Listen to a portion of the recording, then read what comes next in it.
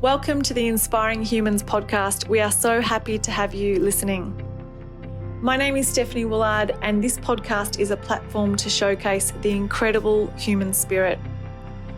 On this podcast, I'll be interviewing people from all over the world and all walks of life who will be sharing with us their personal dreams and their dreams for the future. I believe that through coming together and creating community, incredible things are possible. In fact, anything is possible. And I hope that this podcast is a launch pad for creating the new world that we want to see, that will have humanity free, thriving, and living in their full self-expression.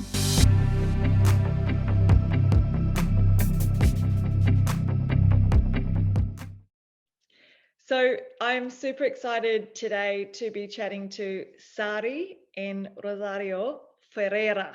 So that is such a cool name, and I hope I pronounced it correctly.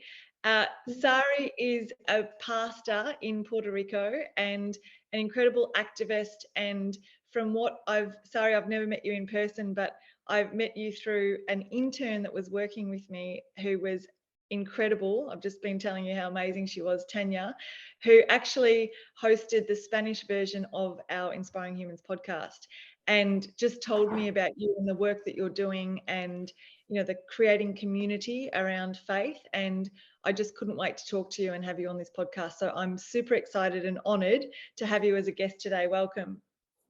Thank you so much, Stephanie, for this opportunity to be here with you and with all the people that are hearing us. Greetings to all, and God bless you. And thank you for having me with you in this moment. I have the blessing to be part of the family of Tanya, the intern that you work with. Also, I am the pastor of the Christian Church Disciples of Christ in Toa Alta Puerto Rico. I serve as a full-time pastor in my congregation, and I have the blessing to be in that so supportive community. My church is in a town that has many environmental challenges, and we have walked with the people, and we have seen many sufferings related to contamination and to illness related to the contamination that the people are suffering. So many of these situations have moved us to increase our responsibility and the message that from the Christian perspective, our responsibility to care for the earth, it's more intense in these days of climate change and climate crisis, especially in Puerto Rico, because we have already felt the consequences of intense hurricanes like Hurricane Maria and many other things that we are enduring on the island. But we are a very beautiful island in the Caribbean, and we are so blessed to share with others in this space. Thank you, Stephanie, for this opportunity. Incredible. And I'd love to just kind of ask you to share a little bit about your journey to faith and to becoming a pastor, because it's a very interesting career path and life that you've chosen. And you're obviously, you know, you said in the bio that you believe that everyone's got their God-given gifts that they, you know, follow in their passion and their purpose and their plan, you know, God's plan for our lives. And I'd just love to hear how you came to, you know, become a full-time pastor. Okay, well, I grew up in the church since I was 3 years old. But one of the best experiences that I have in my life, it's becoming aware that God is real. And for me, that experience happened when I was 12 years old. And in that experience, I just not only hear about God, but I have a personal experience that I felt that he was real. So growing up in the church, I have the blessing and the opportunity to have leadership models that guide me to serve not only to God inside the church, but to serve God in the community. Because in the church in which I grew up, when I was 16 years old, they have the threatening of an incinerator, a landfill that that was a project that the company wants to construct an incinerator in the headwaters of the Rio Guaynabo that was beside our home church. So my church become very involved in all the advocating efforts for preserving that area. That was an area very important in a farm in which the river begins. And I saw my church working and being involved, very active in that experience. And we not only accompany the community, but the problem was part of us also, of the community of faith. So I grew up seeing a church very active in praying, in vigils, in protests, Pacific peaceful protests in the capital of Puerto Rico, and not only the young people, but the elderly people, the kids. I was very young, and I grew up experiencing that the social action of the church is part, especially in the environmental and the eco-justice issues, is part of being a church in a community. Well, that was my experience, but not all the churches has that experience. When I went to the university, I want to study natural sciences. I finished my bachelor degree in natural sciences and environmental sciences. And at the end of my bachelor degree, I was planning to study a master degree in environmental science or something related to health. God, called me in a ways that I can't ignore that call. So I decided not to go to the master in environmental sciences, but I decided to go to the seminary, accepting the call that God gave me. I was like 21, 22 years old. And one of my professors, Dr. Molinelli, told me, Sary, you are sure that you will not go to the secular academic, studies? Are you sure that you will study to be a pastor? And I said, yeah, professor, I am sure. And he told me, okay, Sary, then you will be a pastor that cares for the earth. And he inspired me a lot because he is one of the academics and the scholars in Puerto Rico, very active in caring for the earth, in advocating, and he's a very respectable person. And one time he has an experience, Dr. Molina, shoot their car because he announced an important corruption issue related to a construction, and he continued his message. That experience don't silence him. So I was, wow, telling the truth and working for the well-being of the nature and the people, it's worth. So I began at the seminary and I studied my master degree in divinity, but all my works were related to how the church can respond to the crisis that we are enduring in this climate. Yeah, and I began to be a pastor. It was like 2002. I began to be a pastor, and I am so grateful because even when I can in that moment work in another place, many earning more money, choosing to be a pastor was the most, how can I tell you, I felt a peace beyond what I can expect because I felt that I was in the right path to do the right thing. So I began as assistant pastor in a urban church, and then that sent me to another church in the countryside of Puerto Rico.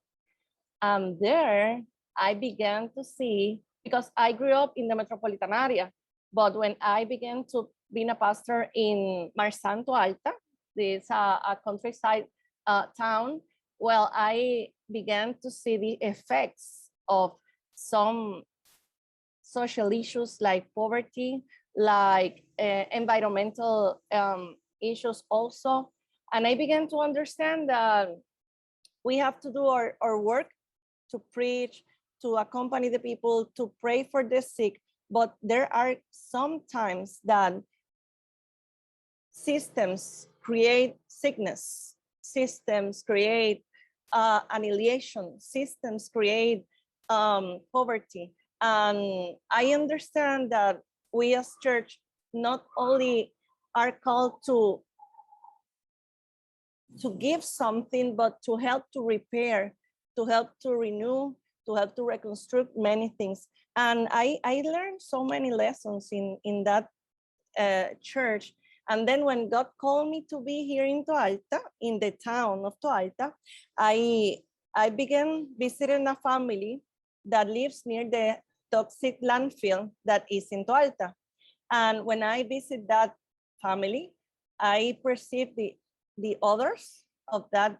And I said, wow, I was visiting them only one time, but they live there.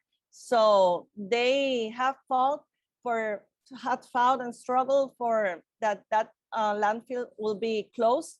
But there has no hope, because the people that lives near that landfill are low income families and have many health issues. And then I began to understand that there's a lot of work to do. And not only with the how can we fix that, but how can we recover hope for dealing with these issues? Because sometimes some communities, and we cannot judge them because that's their reality and they had lived that for many long time. But also as a church, as a pastor, I was like, one lady told me, Pastor, we don't have hope in that issue, so forget about that. And I say, how can I forget about that? And I just began to educate the community in celebrating the Earth Day and preaching and teaching about creation care from eco-theological perspectives from the Bible. And in that process, I began a doctorate in ministry degree. In that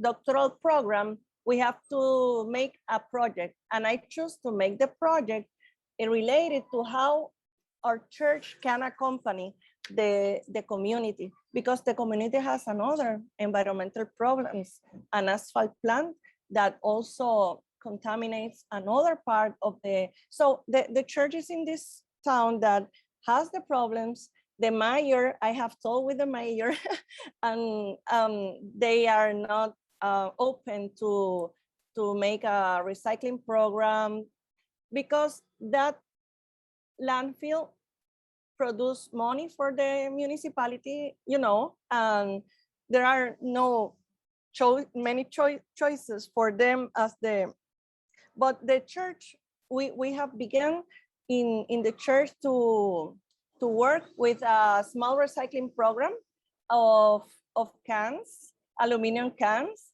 And when we collect them, the money that we earn, we use it to buy groceries for the families that are in need. And we also, in alliance with an environmental organization named El Puente, we inaugurate a program named Energetic Oasis, because in Puerto Rico, the energy is another important issue. We were without power after Maria, like 6 months, 1 year, some communities. In my house, I live in San Juan, that is the metropolitan area of the Puerto Rico, and I was like 4 months without power. And some places were like 1 year without power. So that is an issue important here in Puerto Rico. And this environmental organization, El Puente, in alliance with them, we create the Energetic Oasis, that it's a small system of solar panels in the roof of the kitchen of the church for energizing the refrigerator. So if a hurricane come or a climate crisis come and we have got out of power, the community has a place to charge their table, their tablets, to charge the cell phones, and to keep the medicines that needs refrigeration, like insulin, for the people near the church, so they can have some security, energetic security, in a small way, but for the medicines and the needs of the community. And we have that two programs in the church, are small, but I understand that it doesn't, it's important how small it's a program that you are beginning with. Even when you perceive that it's small, it has an effect because it's educating and is helping. This is some things that we are working in our congregation and in our community.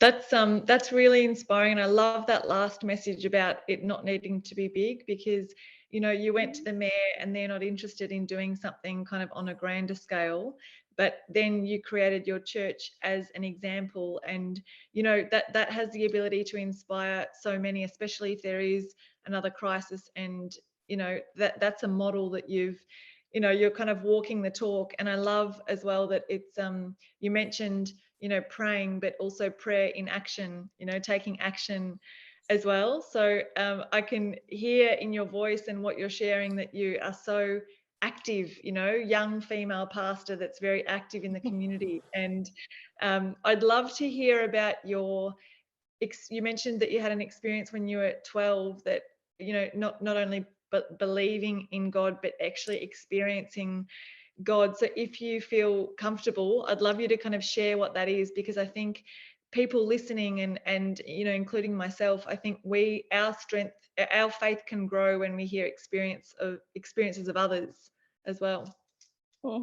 Yes. Well, I was 12 years old, a children, and I was in my home church. There was on a special activity of preaching in outside the church, and this preacher was speaking about our decision to be more near to God. And I was like, I was feeling like maybe I need that. And I was like, my mother was at church, active member of the church. My father was an active member of the church, but he support us to go to the church.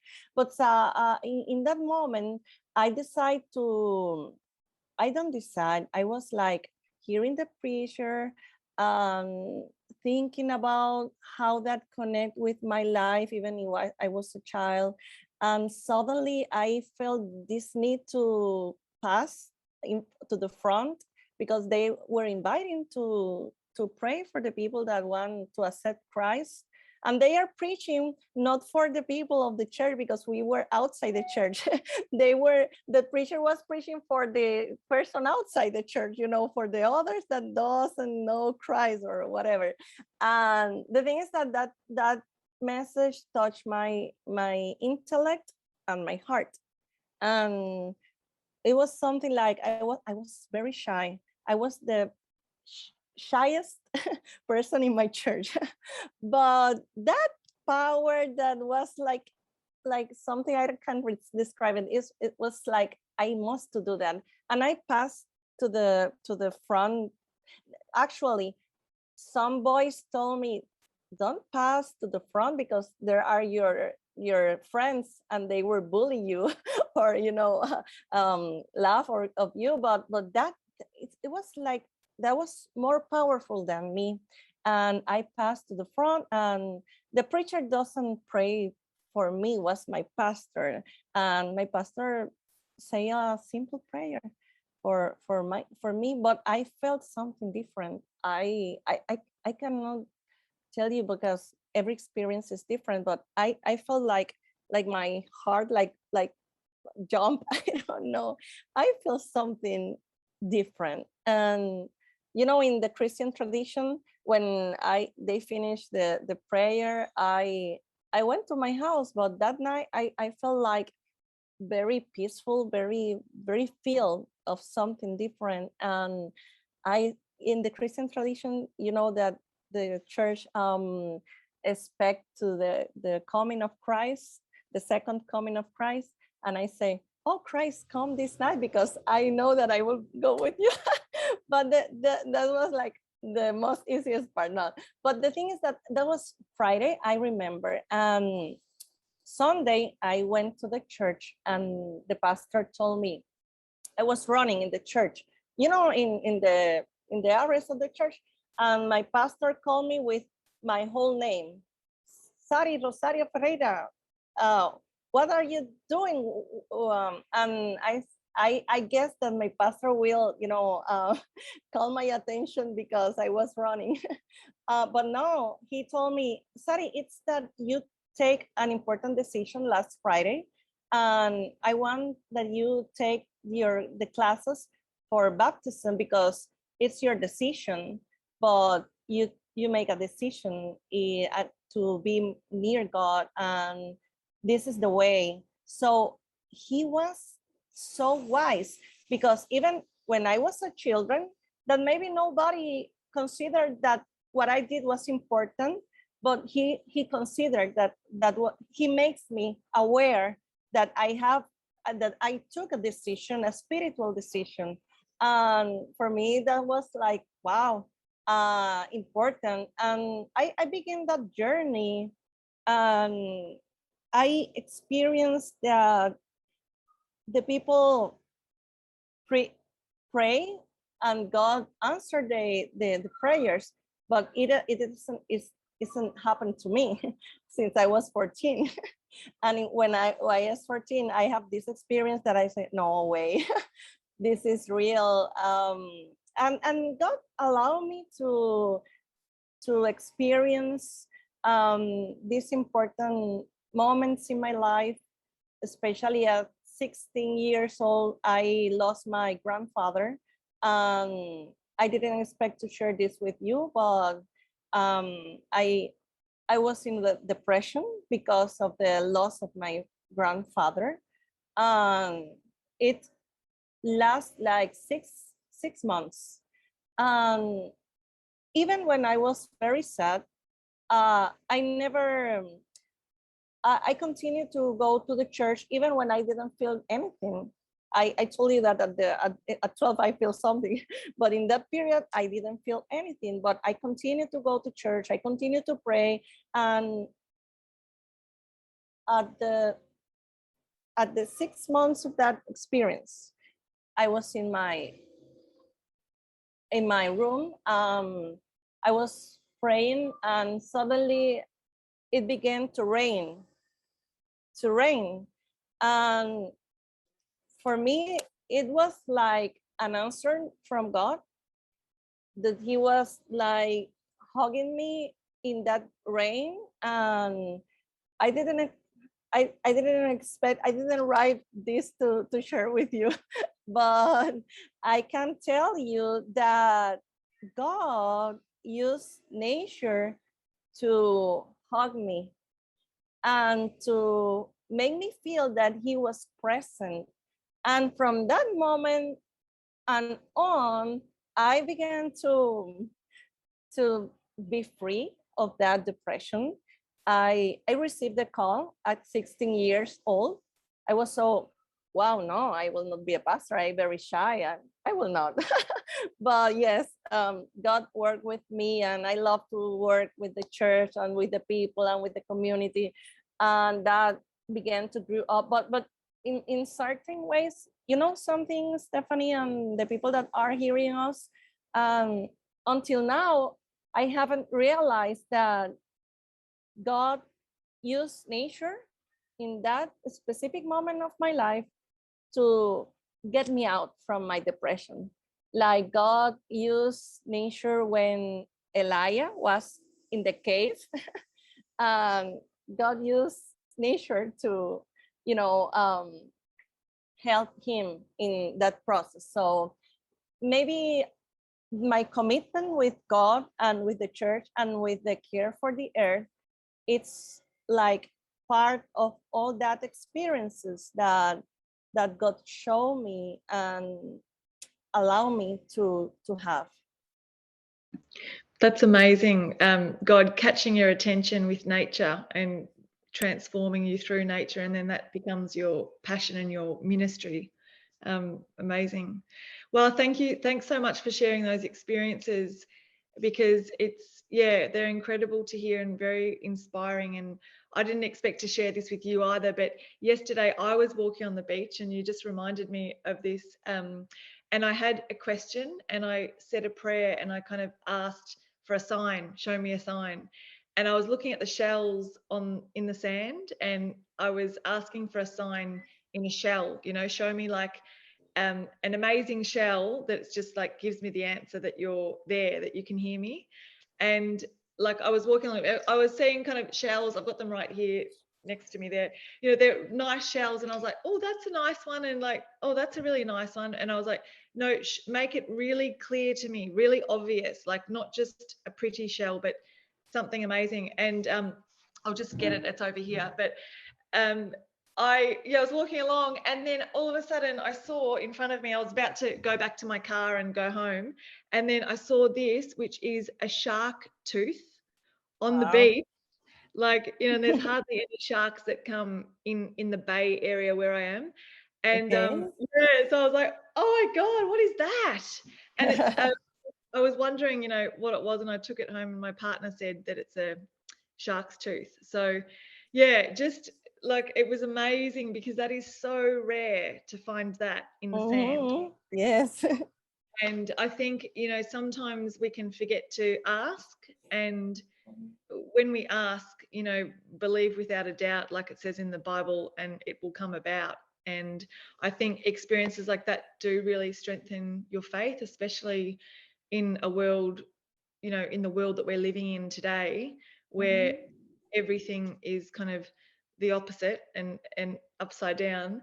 But I wanted to ask you as well, in the context of today's world, what can you explain the second coming of Christ? You just mentioned that before, and just what does that mean for people that might not be Christian or religious, or might be new to that?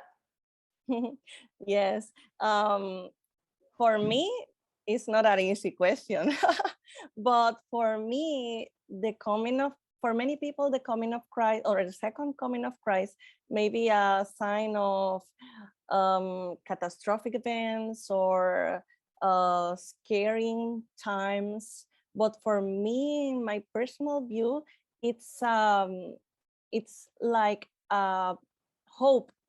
It's like this time in which everything will be in place. Like for me, the second coming of Christ, it's not a thing that we have to hide from that, or to be, oh my God, there will be the chip or whatever. many urban legends, or I don't know, legends or post-Christian legends, I don't know, but something that gives me hope is that God will come again, because he knows what we need, and we need peace, and we need restoration. And something very important for me, it's in Romans 8, when in Romans 8, Apostle Paul says that God come not only in Jesus, not only to redeem the human being, but to redeem the whole creation. So the second coming of Christ inspired me to work more for caring for the earth, to work more for being responsible in an ethical way in what I can do as church to share the love of Christ, to preach in not only in words, but in acts of love to the others. So when Christ came, can find our church, the church of God, doing what we have to do. Yes, in the Bible, there are signs that maybe we can study that in more detail, but there are signs like in the book of Apocalypse of plagues and of events that are very strange. And we are living now with climate change and many extreme events, in hurricanes, in the rise of temperature. Also in Apocalypse says that some islands will disappear, and we are living that now. So in the Christian traditions, there are prophecies and there are events that will be before the coming of Christ. And I understand that these events happens because not only are fulfillments of the prophecies of the Bible, but are consequences or the human sin. And God is in his second coming to the earth because we need it desperately. we need that. But I know that there are people that are not Christian that are hearing us, and I just invite them to reflect in that the Christian tradition affirms justice, affirm hope, and affirm the love of God for all creation and for all people, from all religions and for all nations, because God is someone that does not exclude people, but include people. And maybe us, the religions that we represent sometimes excludes, but God includes, God's call. And when he came, we will have many surprises. Because for me, the second coming of Christ is hope. It's like a hope that it's alive and that will be concrete, and that justice that we need today so desperately can finally come to the earth. Very interesting. And so I wouldn't identify as I haven't been brought up in a religious environment, although I went to a Catholic primary school and high school was Anglican. But in the last 2 years, I have felt very drawn to discovering more about the life of Jesus, and I felt a pull. So I've followed that gut feeling, and I've been reading the Bible. And I've tried to do that in the past. When I was a teenager, I went to my friend's church, and it didn't resonate. It didn't, for some reason, at that point in my life. But me going directly to the Bible over the past 2 years and watching things like The Chosen, it's a series on TV about the life of Christ, and finding different, videos and documentaries and things like that, I think that's really helped to, with my understanding, because I think the Bible can be a little bit hard to understand depending on which part, and if you've got assistance in understanding it. But I remember being in Argentina, I think it was 4 or 5 years ago now, and at a bit of a low point in my life after my grandma passed away, and that's when I really started to ask for help from, I was just really sad, basically, and grieving my grandma's passing. But just that's when it occurred to me. And I've got a friend who's from West Papua New Guinea, and he moved to Australia years ago, and he had a very hard time moving from that culture to the Australian culture. It was like two different planets. And he became a pastor because he had an experience of God that was quite dramatic, from being, really into alcohol and smoking and really struggling, and using those to help him, but it wasn't helping him, obviously, to one night having an experience of God that totally transformed him, and quite similar to you, gave him that inner peace, and he didn't really feel alone after that. It was like a shifting of his state, but it was permanent. And felt a calling to become a pastor as well, and now he's a pastor here in Melbourne, Australia. But he was kind of a friend, the only friend that I knew that I could kind of reach out to. And I said to him, like, how do I pray? How do I ask God to, how do I feel that connection that you've felt if I haven't had a big experience like you've had? And I was just thinking last week, like, I think that was the beginning of my journey, and I didn't have a dramatic experience like he did. But since that moment when I was actually seeking, that connection and seeking to understand God more, it's been very gradual, bit by bit, that I've been shown the truth, and I've been shown different things that have really, and it's taken a long time, but now I'm, and I do feel that inner peace and calm that you share. I think that's an incredible thing to have in the world that we live in today, especially with what's going on, because it can all be happening around you, but you kind of stay strong in your pillar, in your own person, and that can be strength to others, when the fear might creep in or that sort of thing. So it's so anyway, what I wanted to ask you, and I just started sharing all of that, but what I wanted to ask you was about the baptism. So my understanding is the baptism, happens when you're young, if you're born into a family that is, of the Christian religion or the Catholic religion.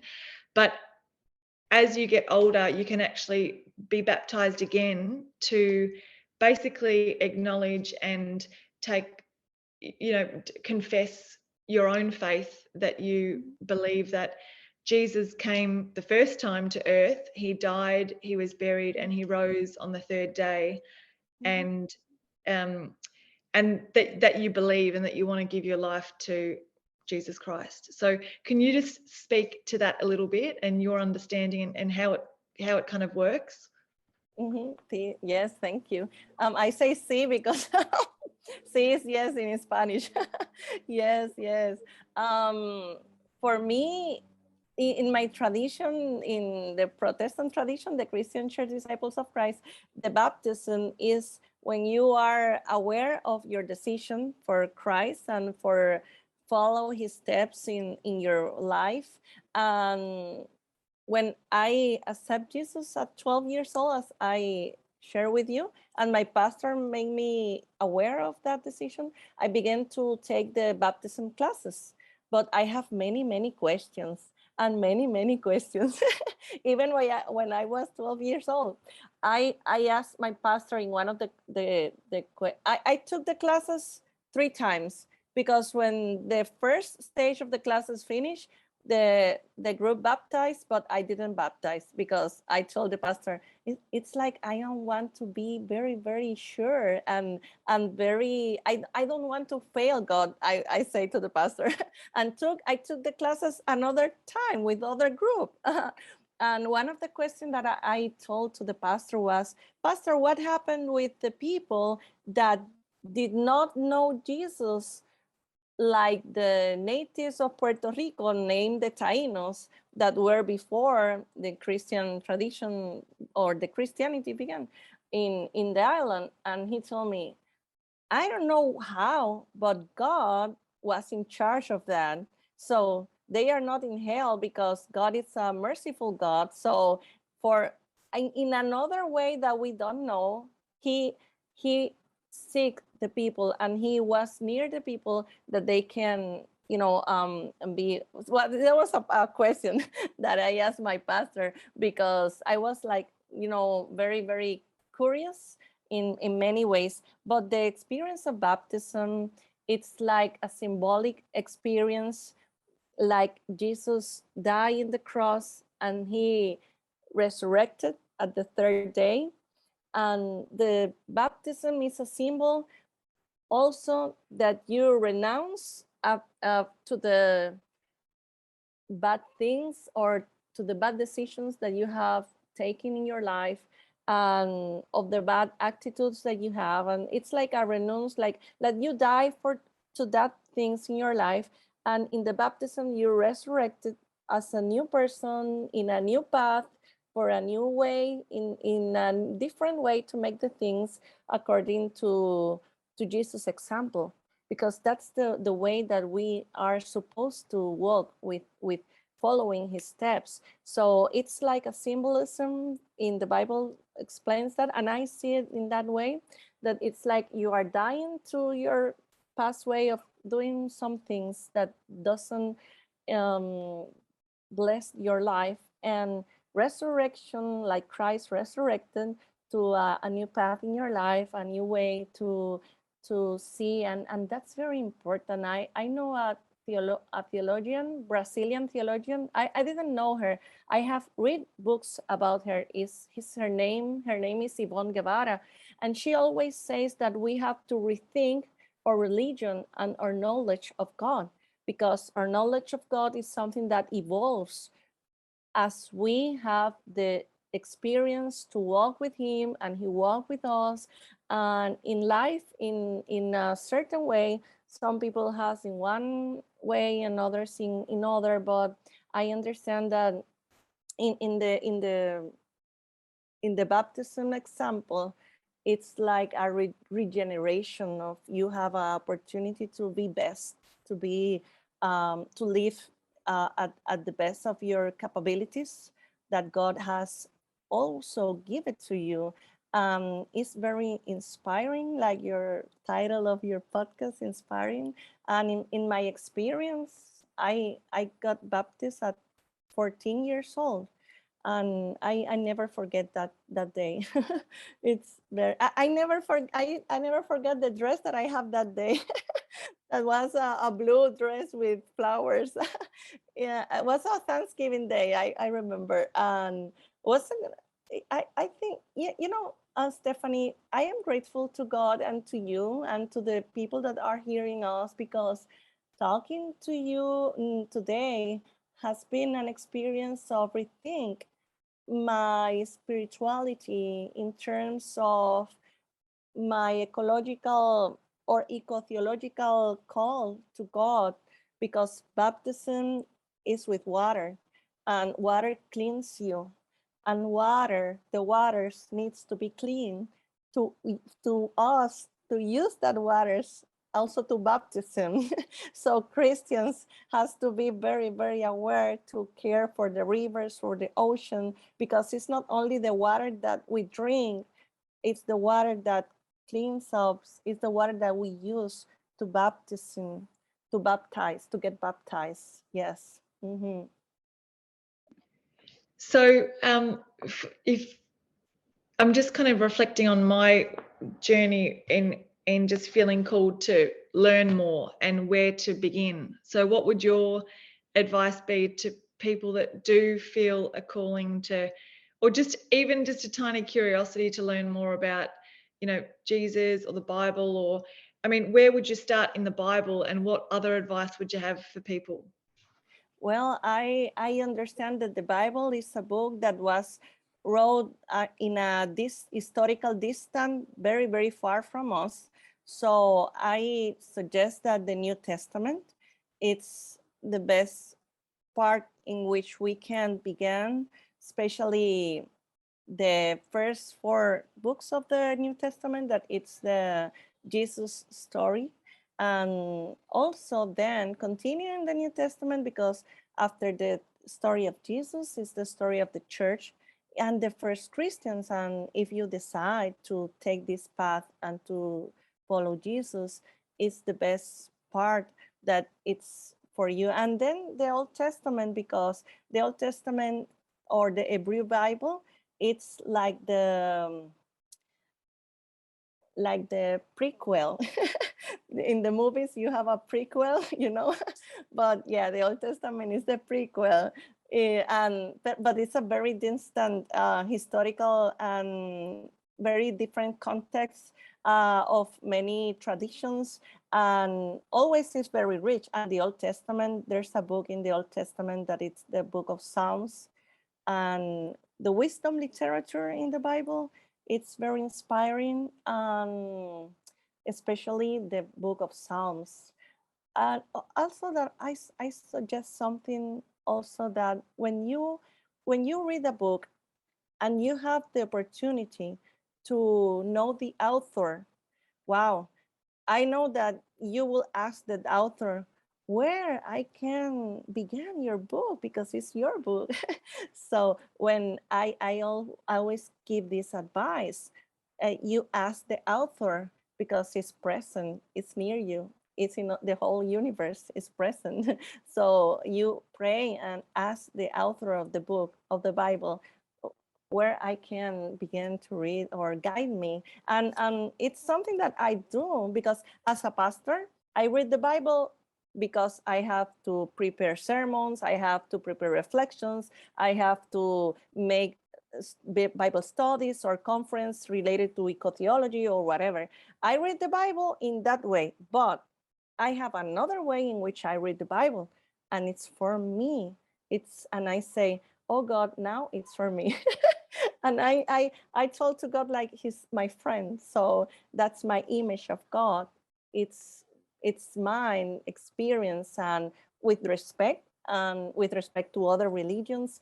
But that's my way to include him in my life, include him in my decisions. And I have perceived like your shark teeth that God is always present, even when we didn't notice that he is there waiting for us to open ways in which we can include his spirit in our lives. And I have seen that also in the communities and in the churches that have fought for environmental issues. I did a project investigation of 4 churches that has fought for eco justice in their communities, and how these churches include prayer, include sermons, include the spiritual life of the church, immersed in the communitarian part of the struggle of it. Merging that is not so easy because there are many issues around political issues or many other issues. But when we as church are focusing in the responsibility of Christians to follow Jesus' examples, that he was with the people that suffer, he was with the people that needs healing. And if we walk with them as Jesus did it, we can see many miracles and victories. And I have seen these victories. I am very grateful for that. Incredible. So I'm really interested in like creating community, and I think that's needed more than ever today. So how do you as the pastor make sure that, I mean, there's a church community with so many different types of people, different ideas, different opinions, different stages of you know, life and everything like that. So how have you found as a leader, I suppose, how have you created community, and what has been you know, what's inspired you about other leaders that you've learned of how to create that community? Yes, I believe that one of the most important things is respect in all ways, because as you have said, the people think differently. And one of the reasons that I discovered and hearing the people, it's very important, because sometimes you want to do something, but you cannot do it if the community is not into it to do that, or with a commitment to get involved. So I began, in my particular case in Toa Alta, I began to hear the people about the hopeless that they have, about they didn't get involved as church for many years because they believe that the issue of the landfill was a political issue and whatever. And I began to hear all that things, and then to focus in what the Bible says about our responsibility. And I did the investigation project with my home church, and I present to them 4 models of 4 other churches that had helped their community in eco-justice problems. And that was powerful, because when my congregation, the members of my church saw and hear about other churches that were involved and that have results and have victories in that area, they said, well, if they did it, we can also help with this. So exposing them to these other testimonies of other churches helps me. And even when in the landfill issue, they are not so involved, but they began to, we celebrate a prayer service in the public square of the town of Toa Alta, and we invite other churches, and the people of the church came like 40 people. I was, wow, thank you, God. And then the other people of the other churches went also, and that was a powerful experience. But because we get united to pray for the problem of the landfill, for the problem of the asphalt plant, and the asphalt plant has affected the schools and the rights to being educated to the kids, and then the church being more involved, sorry, in the asphalt plant problem, because the children were affected. And they are also, there's a lot of work to do also, but we are more aware, we are more involved. Last February, even when we are in the pandemic, we make a social media campaign with a sign that says, close the landfill. And all the people of the church take their photo, and we put it in the Facebook of the church. And there are small steps, but there are something that are valuable, because as I said at the beginning, this is in small steps. You can afford greatest things, but you need to begin. And now in the results of the investigation, we see that in the questionnaires that they fill, that after the investigation, they are more aware and more compromised, and they also they also suggest a way of intervention with the community. And that's important, because I didn't impose that for them. They, from the project, they that emerged. And one of the young people of my church that participated in the investigation, she said, Pastor, we are cultivating hope. Ooh, and when she said that, I was, oh my God, I believe that I haven't do enough. But this young lady was like, Pastor, we are cultivating hope, because we are, and she named all the things that we have done, and the letters, and the efforts, and the advocating, small advocating actions. And well, we have a program of educating children that is explorers of God's creation, something like that.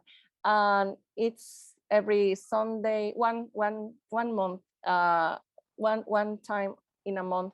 And she told me, Pastor, we are cultivating hope. For me, that was a powerful phrase, because cultivating it is an experience that needs time.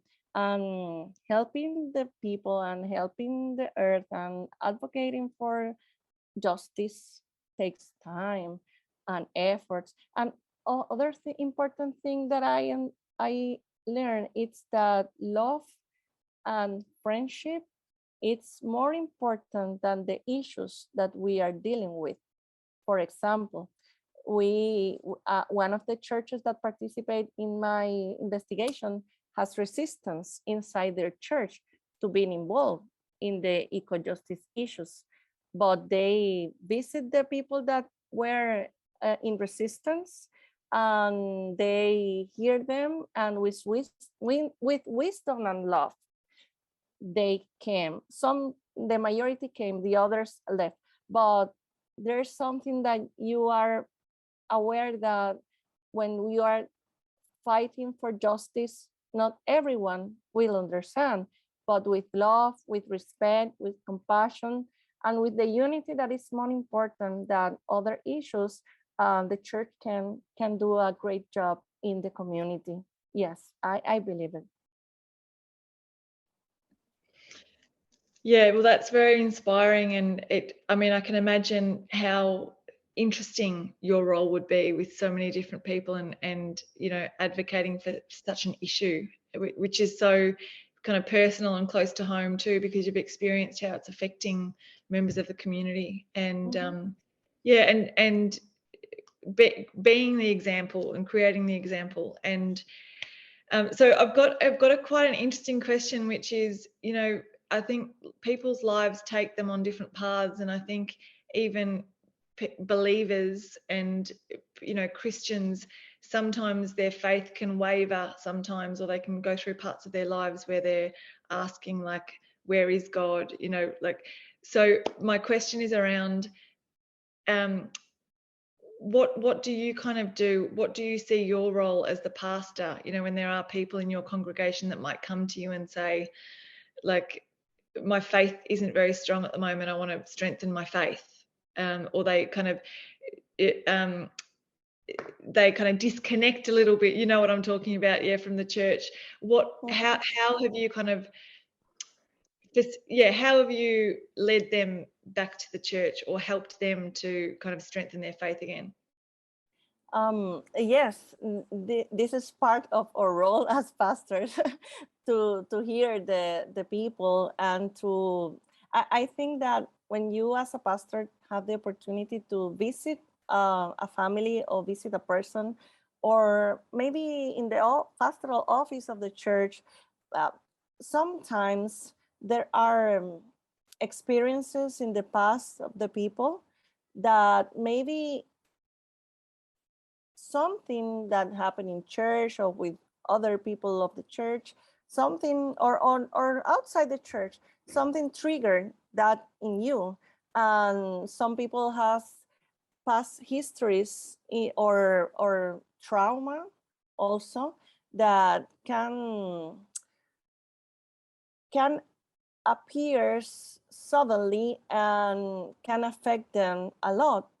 Other things are that maybe their spiritual disciplines, or they are not so focused on that, or have problems in their families, or you know, there are many things, or many possibilities in of why people disconnect from the church, of disconnect from God. Well, the first thing that I do is I hear the person, because hearing the person, you can begin to make the connections, because how this person is in this stage, in this moment, in these difficult times. Because when the people tell you that you are disconnected with God, it's because they are aware that something is not good. It's not like how I can say it in English. It's like something is not working as it's supposed to be in their lives. So when they tell you, Pastor, I am disconnected, you have to ask them an important question, because some people disconnect from the church, another disconnect from God, and this is two different things. You can have people in the church connected with the people of the church, participating, but maybe disconnected to God. And you can have people connected to God and maybe not participating so much in the life of the church, or in the organizing of the church. The thing is that I understand that the very important thing, it's how it's your relationship with God in terms of you personally. So I focus on that. Even when many things are around you, the relationships with your family, or the relationship with the church, I think that as human beings, we have our relationship with God, our relationship with ourselves, our relationship with our neighbor or with our family, and our relationship with nature. So for me, in my understanding, when some people told me, Pastor, I felt disconnected with God, I say, okay, that's the first and the most important relationship that we have to see how and why is disconnected. Sometimes I have person that have told me, Pastor, I haven't had a great model in my father. and my father was abusive, or my father was absent, or my father failed us or abandoned us.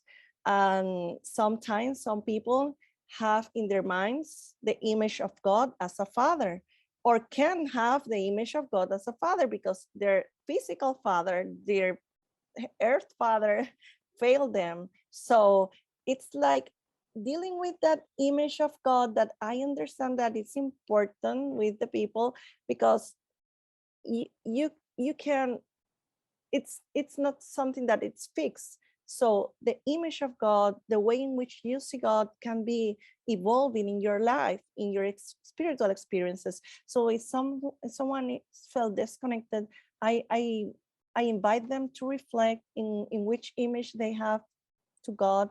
Other people has grew up in very fundamental or strict or conservative circles, and they have an image of God that it's like judging everything every time, and that also it's other other issue, because some people cannot deal with that. And I understand that rescuing the image of God in Jesus Christ, like in the Bible says, that in the Bible shows Jesus, because Jesus is the one that invite people that others don't want to be with. and and then I understand that when people tell you that, Pastor, I am disconnected with God, and they are telling you, Pastor, I need God desperately.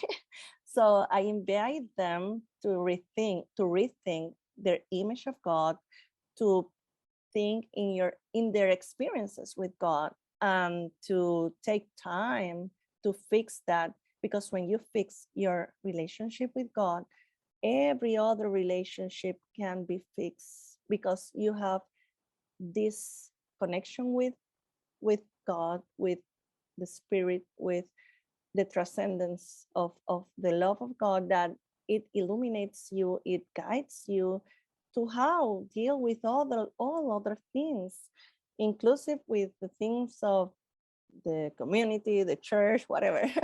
But yes, I understand that it's very important being first, to take time to rethink that, and to invite the people that their image of God can evolve, can grow, and their relationship with God also. And that's part of my of what I want to help as a pastor. I cannot fix anything. I only can give advice and show maybe the path, or ask you the questions that you have to work with God, because He is present, and He will guide, and He knows what we need in our spirit, in our hearts. I think that's a really inspiring message to share with people, because we are all human, and life's not easy for anybody, and it's always got its ups and downs, and and I think listening to you and just sensing you over Zoom, over the internet, like you've got a clarity about you, and that sense of peace and inner peace and calm. And I think if we are being that out in the world, it does inspire others, especially in difficult times as well, because and the thing is, we've all got access to, we can all ask, we can all God is there, as you said, always. It's how open we are to communicating and building that relationship. So I think that's a beautiful message to end on. And before that, so that's all of my questions, but is there anything else that you'd like to share that we haven't covered? Well, I just only want to say thank you, because this is a very it has been a blessing for me and a way for me to reflect also in the call from God. And also, yes, I want to share that not even we are called to work in the place that we serve as a pastor. In my experience, I live in San Juan, and we have to help also with an environmental issue near my house. I live 1.5 miles near an LNG facility that is operating without permissions, without federal permissions, and the government allowed them to work. And my house is 1.5 miles from that. And I have experiences more asthma attacks since they are there. But we are organizing the pastors from this area in which I live, and they have organized efforts to reclaim the government about this environmental issue, because we are not only being affected with the methane burning chemicals in the air, but also we are in danger of explosion. If something explodes there, the explosion expands like 2 miles. So my house is inside that radio. But we are making some efforts with the community, with the pastors of this area. And yes, I don't know why, but God allow me to be in places that are challenging, but he guide me and are guiding us in this. But I want to say to all the people that are hearing us from different places, contexts, religions, that God is about all our understandings, and he's always present. Only we have to seek him in the ways that you name him, but he is present. He loves us. In my tradition is Jesus Christ, the one that guide my path. And as Jesus told us, we have to love our neighbor as we ourselves, and God loves and love God above all things. So that is my motto, or my guidance. I am very grateful, Stephanie, for this opportunity, and the others that are hearing us. God bless you all, and thank you so much. And pray for Puerto Rico. We will pray for you all also. Thanks for listening to our Inspiring Humans podcast, and I hope you enjoyed the show. If you have any inspiring human in mind that you would like to nominate, please reach out and let us know. Also, you're very welcome to become part of our Facebook group called Inspiring Humans, where you can connect with incredible people from around the globe. Thirdly, if you are interested in being part of a global network, we have an incredible community at 7continentscouncil.com, where we hold events, programs, and many different initiatives that you can be involved in. Thank you, and see you again soon.